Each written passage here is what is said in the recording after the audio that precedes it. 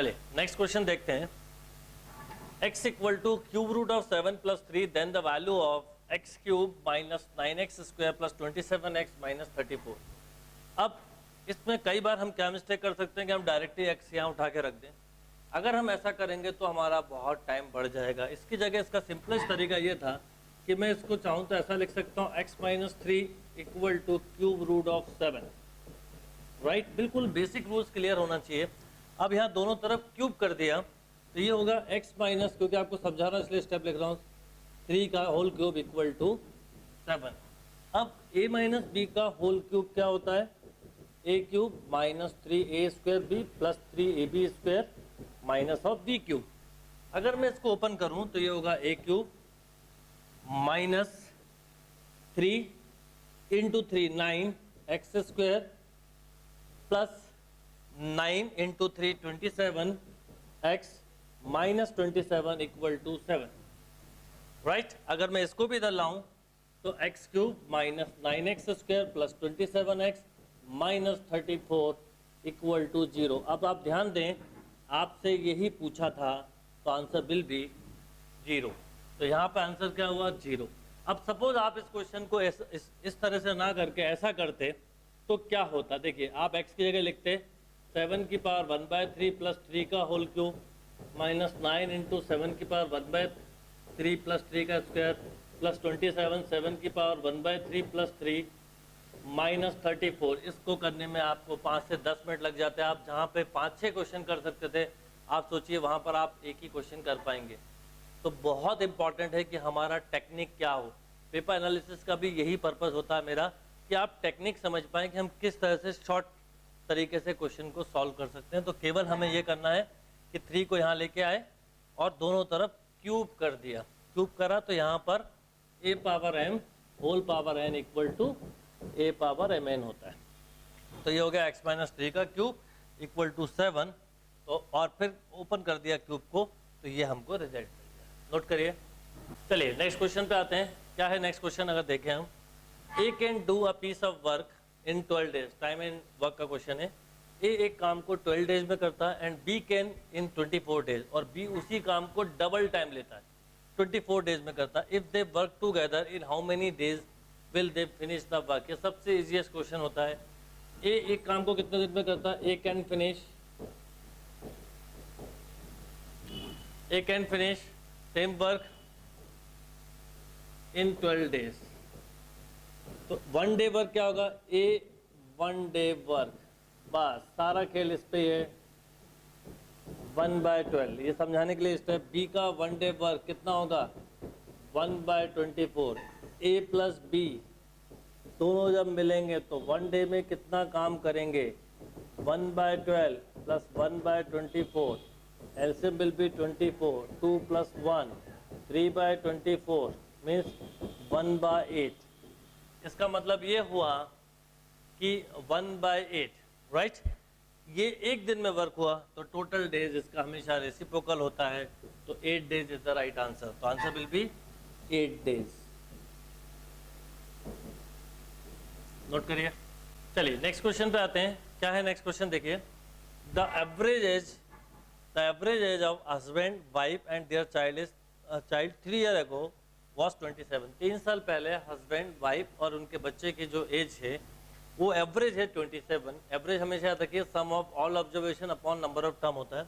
And that of wife and child 5 year ago was 20 year. 5 साल पहले उनकी average age 20 थी, किसकी, वाइफ और उनके बेटे की।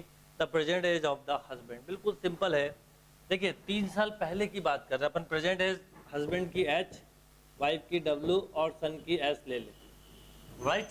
तो 3 ईयर पहले हस्बैंड माइनस 3, वाइफ माइनस 3, सन माइनस 3, इनका जो एवरेज था दिस इज 21, राइट। 3 का क्रॉस मल्टीप्लाई हुआ और ये ऐड हो गए, तो husband plus wife plus son 3339 equal to 81, यानी husband plus wife plus son equal to 90 year, right. ऐसे ही वाइफ और सन के साथ दिया है 5 ईयर अगो, मतलब wife minus 5 plus son minus 5, ये S है और ये 5 है। अपॉन 2 इक्वल टू 20, तो y plus son minus 10 equal to 40, y plus son equal to कितना हुआ 50, y प्लस सन यहाँ रख दे हम 1 में, तो हस्बैंड प्लस 50 इक्वल टू 90, तो हस्बैंड इक्वल टू 40, यानी हस्बैंड की प्रेजेंट एज कितनी होगी 40 ईयर्स। कितना सिंपल और अच्छा क्वेश्चन था। बेसिक एवरेज का कंसेप्ट लगा हुआ था और साथ में प्रॉब्लम ऑन एज का क्वेश्चन था। Note down. चलिए एक और क्वेश्चन पे आते हैं। टाइम एंड वर्क का ही क्वेश्चन है जो एग्जाम में आया हुआ था। A B and C working separately can do a piece of work 11 days में करता है, कॉमा 20, बी 20 डेज में एंड सी 55 डेज में, यानी ए का टोटल टाइम कितना है 11 डेज, बी का टोटल टाइम है 20 डेज, सी का टोटल टाइम है 55 डेज। अब क्या बोला गया है, in how many days the work will be completed if A is assisted by B and C alternate days. मतलब ए तो काम को कंटिन्यूस कर रहा है क्योंकि ए सबसे कम टाइम लेता है, तो सपोज आप अपने काम करवा रहे हैं तो आप बी और सी को बोल तो रहे हैं काम करो, पर ए से काम बंद नहीं करवा रहे हैं, तो क्या होगा ए के साथ बी भी काम कर रहा है और सी भी, तो काम कुछ दिन में कम हो जाएगा, यानी 11 डेज लगने वाले थे और कम लगेंगे। तो इसको कैसे करेंगे, ए का हम पहले 1 डे का वर्क निकालें तो 1/11, बी का 1 डे का वर्क निकालें 1/20, सी का 1 डे का वर्क निकालें 1/55। अब पहले दिन ए प्लस बी का 1 डे वर्क 1/11 प्लस 1/20, एलसीएम आया 11 इंटू 20, कितना हो जाएगा 20 plus 11, this is 31 upon 220, right. फिर ए प्लस सी का 1 डे का वर्क, तो कितना हो जाएगा 1 चाहो तो आप इसे 11 इंटू 20 लिखा दें दो, 1/11 प्लस 1/55 ऐड किया तो क्या हो जाएगा, ऐड करेंगे तो 55 एलसीएम आया तो 5 प्लस 1 6/55। अब ऐसा होगा, एक दिन इसने काम किया, फिर एक दिन ये वाले पेयर ने काम किया, फिर इसने काम किया, फिर इसने काम किया, फिर इसने काम किया, फिर इसने काम किया। तो अब आप इसको क्या करोगे, इसको भी चाहो तो आप ऐसा लिख सकते हो, ए प्लस बी का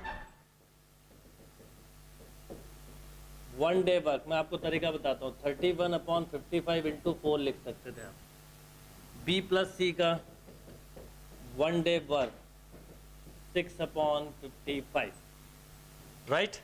अब ये 1 डे वर्क नहीं है एक्चुअल में, ये ए प्लस बी ने एक दिन काम किया, बी ए प्लस सी ने एक दिन काम किया, ये काम हुआ 2 दिन का, तो 2 डेज का वर्क निकालें हम, ये 1 यूनिट और ये 1 यूनिट, इसको अभी x मान लो, इसको y, तो x plus y equal to 31/55 plus into 4 plus 6/55, LCM कितना आएगा 55 इंटू 4 ही आएगा, तो ये 31 प्लस 24, राइट। ये कितना हो जाएगा 55/4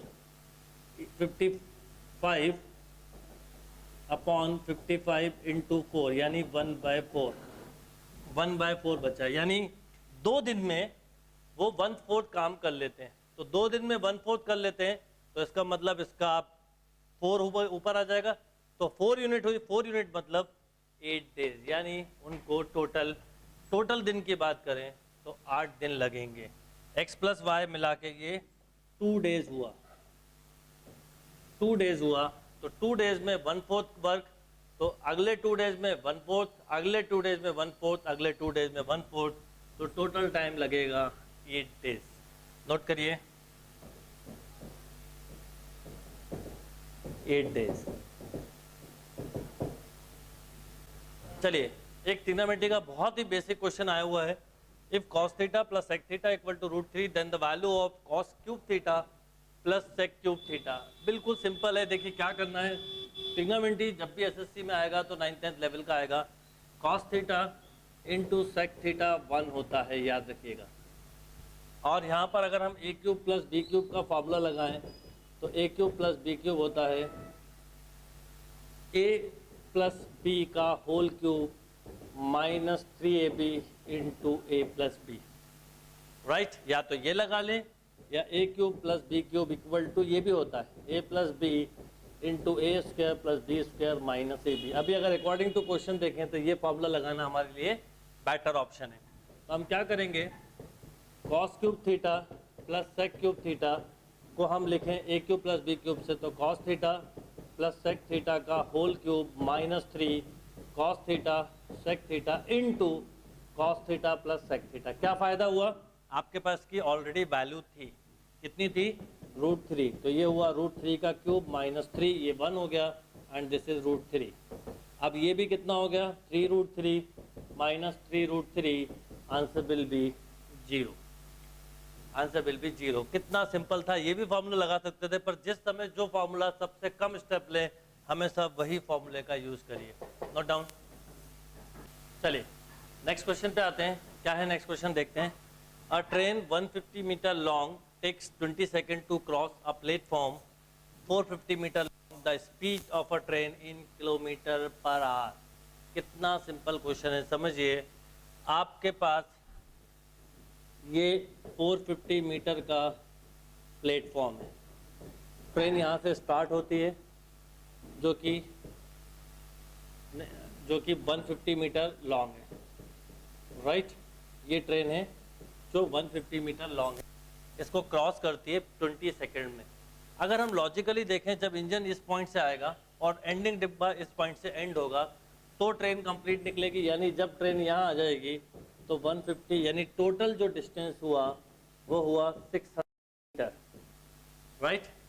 अब स्पीड इक्वल टू क्या होता है, स्पीड इक्वल टू होता है डिस्टेंस अपॉन टाइम, तो 600 अपॉन 20 सेकेंड, तो ये कितना आ गया, 0 कैंसिल हो गया, 30 मीटर पर सेकेंड, यानी ट्रेन की स्पीड हुई 30 मीटर पर सेकेंड। बट उन्होंने आपसे मीटर की जगह किलोमीटर पर आवर पूछा है, तो किलोमीटर पर आवर पूछा तो क्या करोगे, जब किलोमीटर पर आवर दिया होता है x किलोमीटर पर आवर और आपको इसको मीटर में कन्वर्ट करना होता है तो आप 5/18 मीटर पर सेकेंड करते हैं। तो अब यहाँ पर रिवर्स कर दें, यानी हम 30 इंटू 18/5 कर दें, तो क्या होगा, ये 6 टाइम कैंसिल, 18 6 जा 108, तो 108 किलोमीटर पर आवर, तो स्पीड हुई 108 किलोमीटर पर आवर। नोट करिए, यस। चलिए नेक्स्ट क्वेश्चन पे आते हैं। क्या है next question, if the area of a square is increase by 44%, बहुत ही सिंपल क्वेश्चन है। Retaining its shape as a square, each of side increase. आपने क्या करा, एक स्क्वायर है, इसकी साइड को इंक्रीज किया और इंक्रीज करने के बाद भी चारों साइड का शेप, मतलब ये जो स्क्वायर था ये स्क्वायर ही बना रहा। अभी मान लो 100 था एरिया, तो अब 44% बढ़ा, यानी 144 हो गया, यानी पहले साइड 10 थी, अब साइड कितनी कितनी हो गई होंगी, लॉजिक से बताएं। तो 12, इसलिए 44% का एरिया में चेंज हुआ। तो आपसे बोला हर साइड कितनी बढ़ा दी, तो लॉजिक 10 से बढ़ा के आपने 12 कर दी, तो 10 से बढ़ा के 12 कर दी, यानी हमने 2 बढ़ाई एक तरह से, तो कितना परसेंट, 20%, यानी आपने 20% का साइड में चेंज कर दिया। Is that clear? बिल्कुल सिंपल क्वेश्चन था। 44% दिया तो आप 100 लेके कर लो, 10 into 10 100, 12 into 12 144, total change 44%, side में चेंज 20%। चलिए नेक्स्ट क्वेश्चन पे आते हैं। क्या है नेक्स्ट क्वेश्चन, देखिए। The sum of 3 conjugative natural number divisible by 3 is 45, the smallest number is. आपसे पूछा है कि स्मॉलेस्ट नंबर क्या होगा। सबसे इंपॉर्टेंट बात है, the sum of 3 conjugative natural number divisible by 3, मतलब जो नेचुरल नंबर है वो कॉन्जुगेटिव तो है पर डिविजिबल बाय 3 है। यानी अगर पहला नंबर मैं बोलता हूँ कि x है, तो नेक्स्ट ये x भी मल्टीपल ऑफ 3 ही होगा, तो x + 3, x + 6, x plus 9 like this, divisible by 3, या हम ऐसा बोल सकते हैं कि 3x plus 6, ऐसे कुछ भी लिख सकते हैं। तो x plus 3, x plus 6, x plus 9 equal to 45, 3x plus 18 equal to 45, यानी 3x equal to 27, x equal to 9। Number क्या हुआ 9, तो पहला नंबर 9 नहीं हुआ, तो नंबर ये होंगे 12, 15 एंड 18। देखिए इसका सम 45 ही है, तो स्मॉलेस्ट नंबर क्या हुआ 12, smallest number is 12, note down. चलिए नेक्स्ट क्वेश्चन पे आते हैं। क्या है नेक्स्ट क्वेश्चन, देखिए present age of A and B are in the ratio 5:6 respectively, यानी ए और बी की प्रेजेंट एज है 5/6, राइट, यानी ए की 5 है तो बी की 6 भी। आफ्टर 7 ईयर के बाद, 7 ईयर के बाद प्रेजेंट एज हो जाती है 6/7, then the present age of A. अब ए की प्रेजेंट एज पूछी है तो simple 5b equal to 6a, यानी b equal to 6/5a, right. यहाँ पे क्रॉस मल्टीप्लाई करें, 7a plus 49 equal to 6b plus 42, right. अब आप एक काम करिए, b की जगह b को in term of a put कर दीजिए, ओके। तो क्या होगा 7a, इसको इधर ले आओ, 7 इक्वल टू 6, b की जगह रखा 6/5a माइनस 7a, तो 7 equal to 36a/5 minus 7a, LCM लिया तो 35, तो a/5, therefore a equal to 35। a की प्रेजेंट एज 35 होगी, अगर b की भी पूछी जाए तो 6/5, 35 7 से कैंसिल, तो b की प्रेजेंट एज 42 होगी, b की प्रेजेंट एज। पर अभी पूछा a की है, तो आंसर विल बी 35। क्लियर है बात, नोट करिए। चलिए नेक्स्ट क्वेश्चन पे आते हैं। ट्रिग्नोमेट्री पे क्वेश्चन है बेस्ड, और ये जो एसएससी का एग्जाम हुआ था 20 मार्च का, इसमें 2 पेपर थे, एक सुबह और दोपहर में। दोनों पेपर के हम सिंपल और टफ क्वेश्चन दोनों कवर करेंगे। अब इसमें देखिए क्या दिया है कि theta is 0 to 90, tan theta plus sine theta की वैल्यू है m, tan theta minus sine theta की वैल्यू है n, m not equal to n given है, मतलब m और n इक्वल नहीं है, then the value of m square minus n square. इसको करने के 2 तरीके हो सकते हैं, या तो हम कंप्लीटली मेथड से करें, थोड़ा सा टाइम लगेगा, या फिर हम इसको ट्रिक से करें। तो ट्रिक से करना हो तो हम क्या करते हैं कि हमको ये तो पता है कि थीटा की वैल्यू 0 से 90 है, तो क्यों ना थीटा की वैल्यू 45 ले ली जाए। अब 45 लेंगे तो m क्या होगा, देखो tan 45। अब 45 भी क्यों ली, उसका रीजन बता देता हूँ, क्योंकि tan 45 1 होता है, तो आपको थोड़ा इजी होगा सॉल्व करने में। तो 1 + 1/√2 मीन्स √2 प्लस 1/√2। n क्या होगा, tan 45 minus sine 45, this is 1 - 1/√2, √2 - 1/√2, right. अब आपको बोला है जैसे m² माइनस n स्क्वायर, इसका मतलब हम इसका स्क्वायर करते हैं, √2 + 1 का होल स्क्वायर बाय √2 का स्क्वायर 1, 2, √2 - 1 का होल स्क्वायर बाय 2।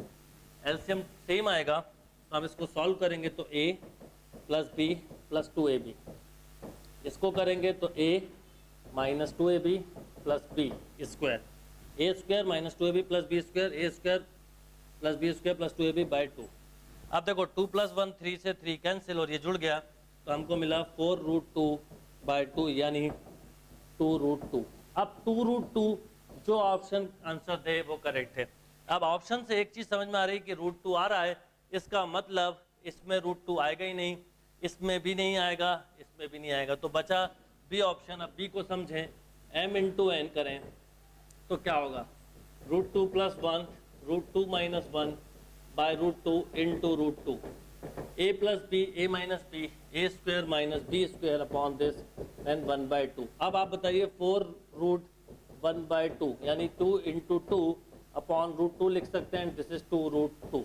तो right answer is B, Bombay. तो इस क्वेश्चन को आप ऑप्शन से भी इजीली कर सकते थे, ये इसका एक तरीका हो सकता है, नोट डाउन।